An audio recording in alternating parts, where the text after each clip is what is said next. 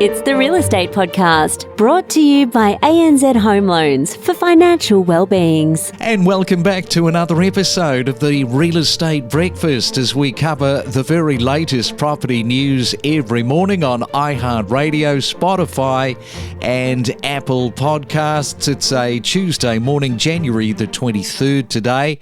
Are you heading back into the office this morning, or are you a person who works for an employer and you work from home? Well, this really has mushroomed out of COVID, hasn't it? And many people moved states to buy cheaper properties, knowing that they could work from home. But, the tide is definitely shifting, with employers wanting employees, in some cases, 100% of them back in the office. Unions are picking up the fight, saying, well, hang on, is this fair? But who is right? The employer who pays the wages or the employee who drives the business? It's a tricky one. And many people are finding that now they have to sell the idyllic lifestyle living interstate or quit their currently potentially high-paying job to remain in place. Employers including ANZ and Suncorp, now they are leveraging performance bonuses to encourage staff back into the office as the job market cools. So that is giving companies more influence over working conditions. And if you look at global tech giants like Google, Meta and Amazon, what they do is they mandate office attendance for at least 3 days a week, linking those people turning up to the office to performance reviews. So that is set to be, I think, a very big divide this year between employers and employees. And this morning, we are headed back to the time tunnel with our summer series of real estate interviews with the real estate industry's leading commentators. And coming up this morning, we go back to October of last year when we caught up with David Bassanese, and we were talking about China's property market and if it is likely to affect Australia.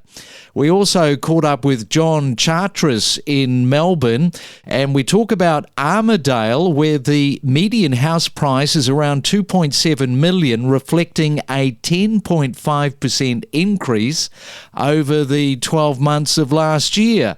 Also coming up, we spoke to Louise Scott, who is living in her tiny home. And if you're living in a tiny home this morning, good morning to you. Louise lives near Coffs Harbour in New South Wales, and we find out a little bit about her lifestyle. And we also caught up with Arianne Fontanilla, who is talking about the first home buyer's guarantee that allows two buyers to purchase a property with a 5% deposit without paying lender's mortgage insurance, which makes it easier to enter the property market. So all of that on a very busy Real Estate Tuesday is coming up. From first-time home buyers to seasoned investors to breaking property news, discover the stories behind the real estate. You're listening to the summer series on the Real Estate Podcast. And there was nobody there. It was absolutely empty. They call it a ghost city, and no doubt you've heard about these sorts of cities in China, and that kind of highlights just how bad that is. I mean, could you imagine something like that happening inside of a suburb of Sydney and nobody's there? Look, what that points to is the problems with, essentially a centrally planned type of economy. I mean, a lot of these construction projects were done by property developers funded by state-owned banks, and they were encouraged to lend to the property developers because it's, good for economic growth and development. And they were on selling these apartments to households who didn't have a lot of other areas in which they could save, and they were, buying property because property prices have been going up. But the market signals that would normally check a lot of this weren't really in place, and so now they're paying the consequences of that. Do you think 2024, in terms of what is going on in China, is going to put a bit of a dent in the aspirations of a great year here in Australia? Look, I think China is still going to, their economy isn't going to fall in a hole. I mean, they're still going to, they used to grow at 10%. That's slowed to say 5 to 6%. I think going forward, will probably be growing at closer to, 3%. So it's going to be a slower pace of growth in China. It's still a huge economy. Iron ore prices, interestingly, are still up over $100 a tonne. So there hasn't been a big collapse in commodity prices despite the slowdown in China. And I think what we will see, ultimately, China can't afford to let the economy slow too much.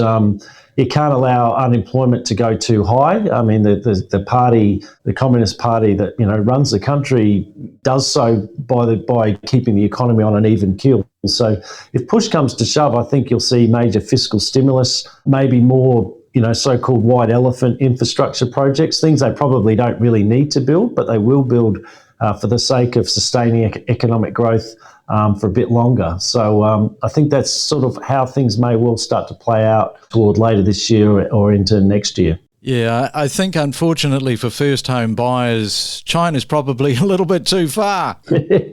Well, again, the direct implications for first home buyers here isn't that, it's only to the extent that it leads to a slowdown in exports, a slowdown in the direct linkages of an implosion in the Chinese property sector to local property. Yeah, look, if anything, to the extent it makes the RBA more likely to cut interest rates next year on the back of a weak Chinese economy hurting our economy, then it can actually be positive for those with a mortgage. A weaker Chinese economy can be in that sense a positive. We don't just report on real estate news, we take you to the source of the information. We produce more property podcasts every week than anyone else. We are your trusted guide for all things real estate. And that wasn't isolated, was it, John? Because some of these other suburbs around Melbourne doing pretty well. I think in Melbourne, you've got a lot of smaller suburbs in amongst the cities. In the southeast, where I am, in the city of Stonnington, you've got small suburbs such as Malvern and Prahran and Windsor,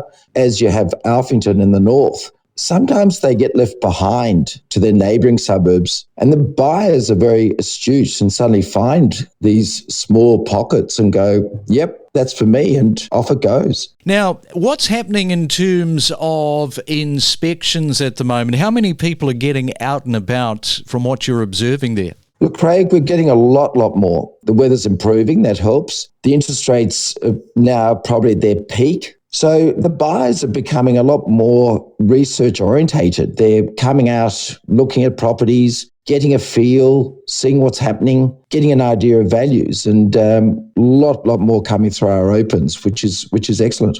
And it's all about understanding the market, because some people, let's face it, they get a little bamboozled when it comes to real estate, unnecessarily, because real estate is pretty straightforward if you just get in there and start reading the market. If you've gone to a new city, for example, and you say, yes, this is a suburb that I want to buy into, after 3 or 4 auctions, you're really starting to get a feel for what's going on the ground. Very much so. And Melbourne is great for that.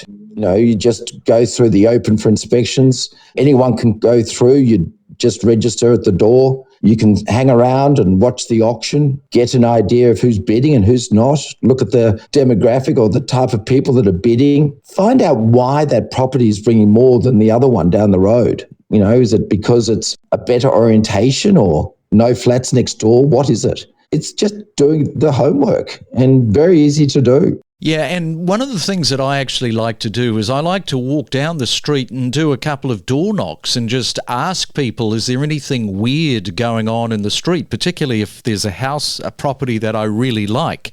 There are all sorts of things that can rear the head once you've paid, and just a simple walk, knock on the door. Yes, you might have some people say, no, I'm not interested in talking to you, but you'll find some people, and that's amazing what they will tell. I think that's a great thing to do. I think too many buyers just do their homework from the internet and try and determine values by the photos. But remember, the photos taken are taken to enhance the look at the property. So that might leave out the backyard or something that you need to see. But also go for a walk to the local shops, go to the cafe. see what your environment is going to be like around your house. Don't navigate the real estate market alone. Let us help guide you in the world of real estate every day. Make better informed decisions with the latest news and insights. A key reason why people move into tiny houses is because that they offer a certain amount of financial freedom and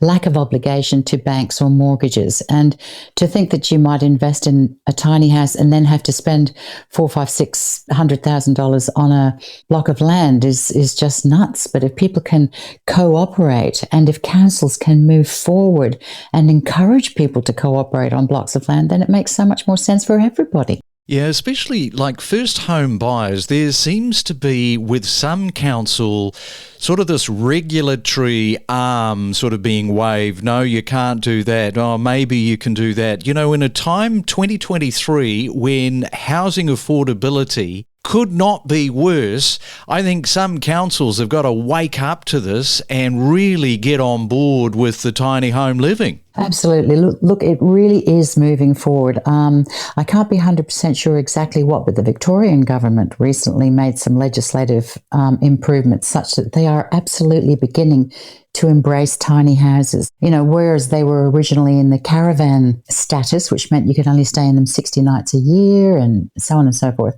they are actually starting to see them as very reasonable homes for people and making them work within the local councils in that state. And they're leading the way in Australia, at any rate, for working tiny houses into a doable economy for our people. Having a look at the financial freedom, of course, tiny homes are significantly more affordable than traditional houses. That is a given, allowing individuals to live debt-free.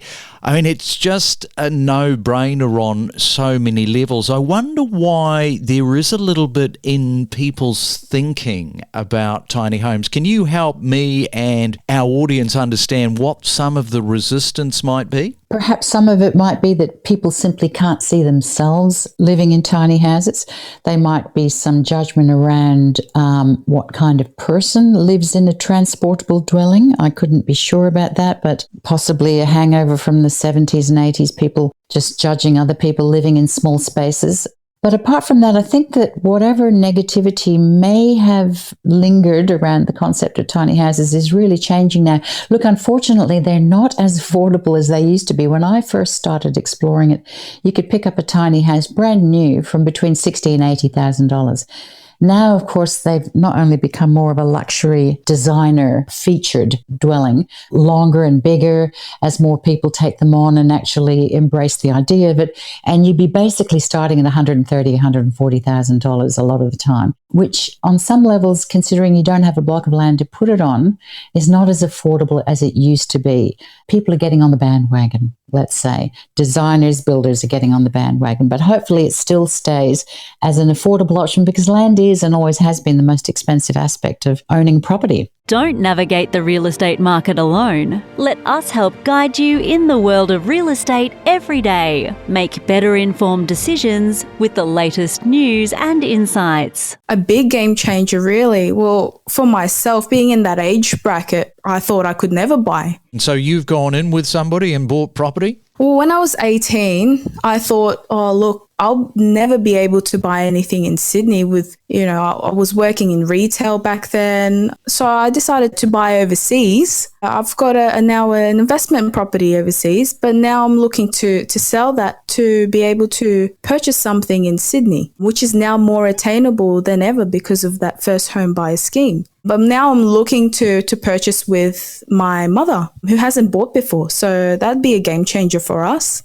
And obviously you're quite close to your mum, otherwise you wouldn't be looking at going in with your mother. But what a great idea. My mum's a single parent, so we do the best we can to connect and to build that relationship and buy together, help each other out. And that will be the same thing for friends and other family members like siblings. And whereabouts in Sydney would you be looking to buy? Oh, hands down, Parramatta. It's the next city. You're a Parramatta girl. Yeah. I've been here pretty much my whole life. And what about your friends, Arianne? What's happening with your friends? Like, you're obviously talking among your group, your age group. How many other people that you know of that are going down the same path? Now that these schemes have come out, I've shared these around with family, friends, buyers who are just looking through open homes as well. I actually got my best friend who's looking to buy with her 2 siblings. So that's helped them a lot. Yeah, and you've come along at the time when the market has been booming, and your mother is going to benefit from the daughter being in the game, being able to do all of that due diligence for this shared property you're going to end up buying in Parramatta. Yes, definitely. And that's the goal for us. So got to look after the parents. We connect you to the best real estate information across Australia. The Real Estate Podcast.